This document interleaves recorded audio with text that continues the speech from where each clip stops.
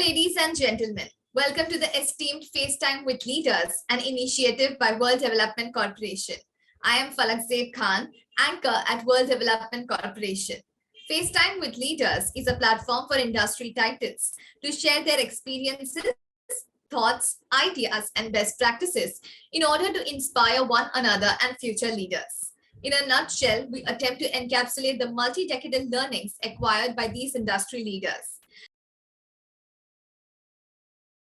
We also hope that by conducting these FaceTime with Leaders interviews, we can bring together a global community of eminent personalities.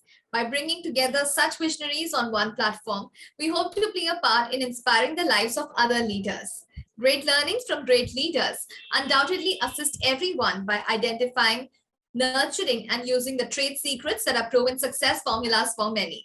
And this is what we aim for with these sessions by making them a gathering of industry stalwarts and a knowledge-sharing community. We have one such industry titan on FaceTime with Leaders with us today, Ms. Aparnaa Raje. Hello, welcome, Ms. Raje. We are glad to have you here today with us on FaceTime with Leaders. Thank you so much, Falak, for the introduction. Let me give you a quick brief about Ms. Raje. She is a project management, business strategy, and brand building professional, having held various senior managerial positions across organizations. With a strong track record of turning around businesses and achieving significant growth, she has made notable contributions to the fashion retail industry in India. In her role as buying and merchandising head at Vishal Mart, namely in the startup phase, establishing processes and planning, she has successfully led the company to achieve a remarkable growth in increasing their annual revenues and profitability. So, Ms. Aparnaa Raje, could you let our viewers know about your journey of being the buying and merchandising head at Vishal Mart? Certainly, Falak. It was a very exciting opportunity offered to me by TPG Capital. I joined them in 2010, and we took over a very cash-strapped and debt-ridden company by the name of Vishal Mart.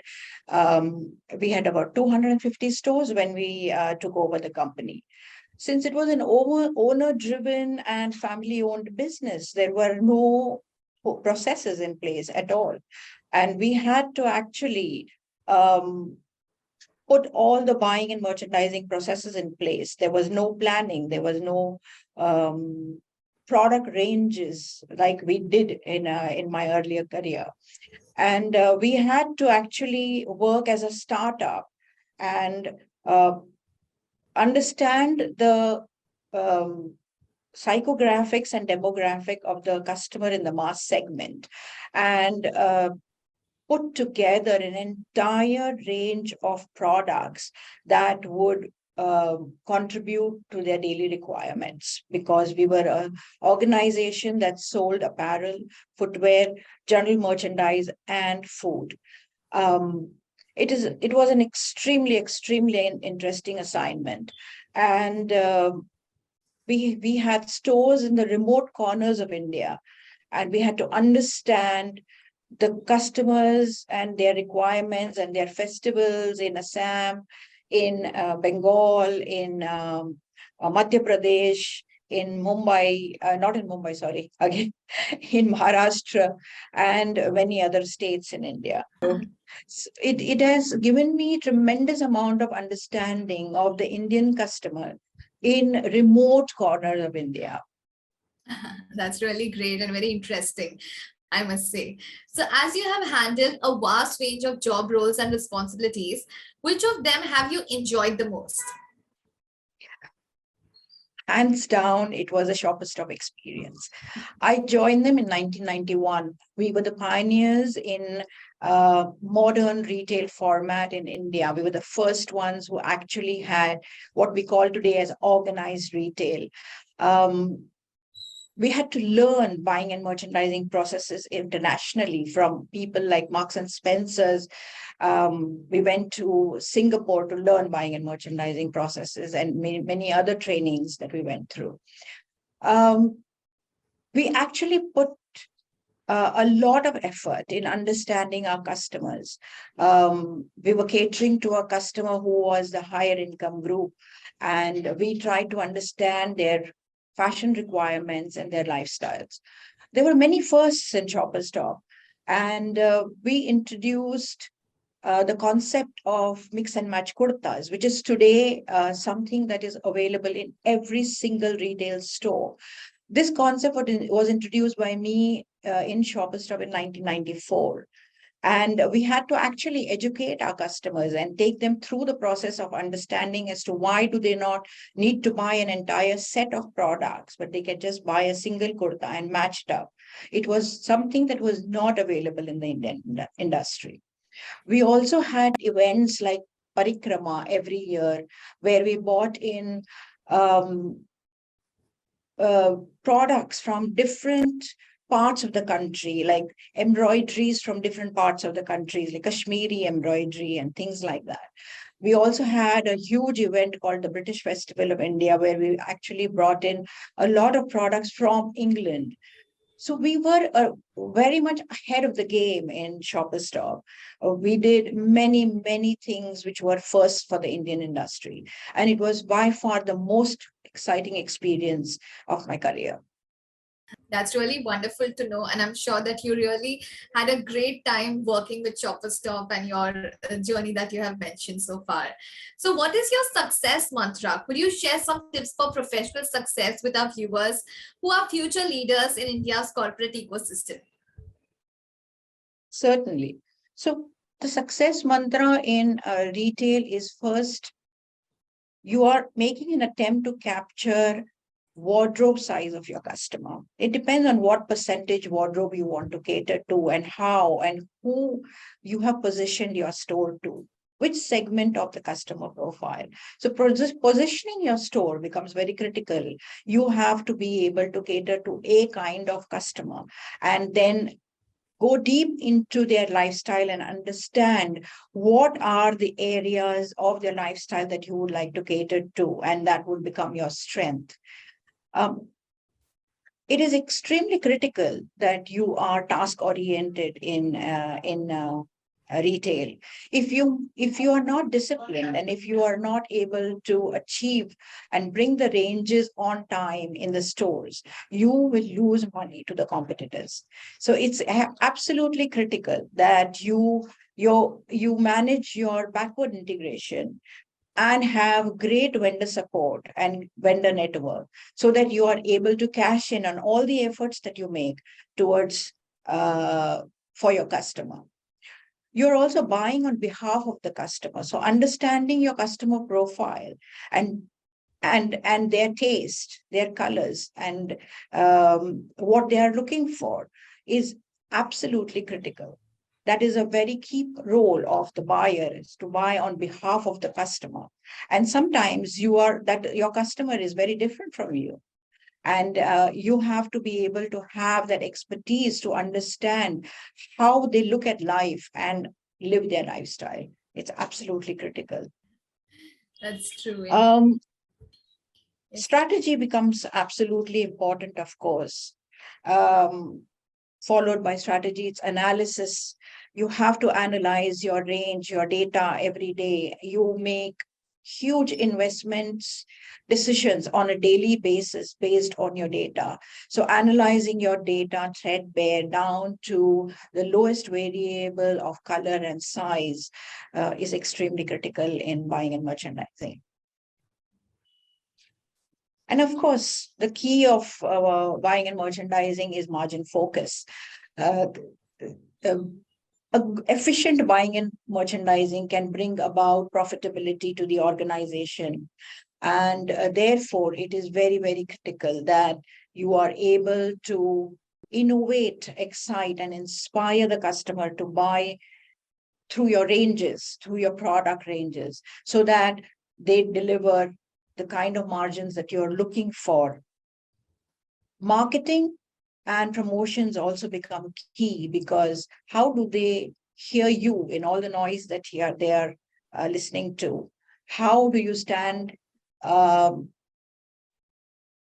against your customer, against your competition? How do you stand up against your competition? How can you be different from your competition and yet be consistent with your when it comes to your positioning? And that is the key in marketing and promotions in buying and merchandising.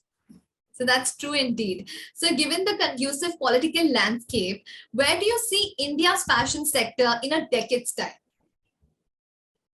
So by 2030, the millennials and Generation Z becomes at least 50% of the Indian population, right? And at the same time, the Indian apparel industry is likely to be ranked the sixth in the world, okay, with modern retail format percentage contribution to overall apparel industry going up to almost 45%.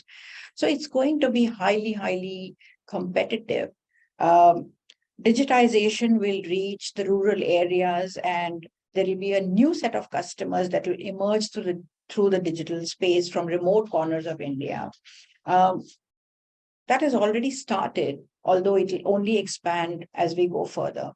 Speed to market and responsiveness to the customer will be key. Sustainability and transparency are the key words for millennials and Generation Z. We'll have new formats emerging like pre-owned, refurbished, and repaired, rent rather than buy. These are likely to pick up later in life because more and more these Generation Z and millennials are very, very concerned about sustainability, and they would not hesitate to go into these kind of formats. Innovation in e-commerce with value-added services such as made-to-order, custom-fitted garments is something that one could always look at. Those are things that will come up because of innovation and also AI that will help you to connect with your customers in a shorter duration. Also, growth of small brands is inevitable. You will have small brands who are only available in the digital space, who are offering you products and services that are unique and different from what the large format stores are offering. Yes. So when we talk about ESG, do you find any opportunity for better ESG and corporate governance integration in the fashion, retailing, merchandising, etc. industries? Absolutely, yes. The fashion industry is responsible for 10% of the greenhouse gas emission, and that needs to be addressed. Some of the small things that we can do is to work with more biodegradable fabrics like silk, wool, 100% cotton. We could grow cotton without chemicals and pesticides, so that reduces the harmfulness. Minimizing water consumption. This is an industry that requires tremendous amount of water. So minimizing water consumption through innovation and through processes is also possible. Avoiding harmful chemicals and dyes. One needs to use standardized chemicals. Ensure fair working conditions for workers. This is an area that one needs to still work on. We don't have standardized norms across India for working conditions for the workers. We have to also educate the vendors and work with them to achieve sustainability goals, because we have varied types of vendors. Some of them are really large format vendors who are working with international brands and are already on the track with sustainability to an extent. But there are a huge number of vendors in India that really need to be educated, and there is a huge scope there. And these are some of the very achievable goals. One needs to start looking at this aggressively and put them into effect. Yes. So as an ESG and corporate governance expert, what values do you bring to the table?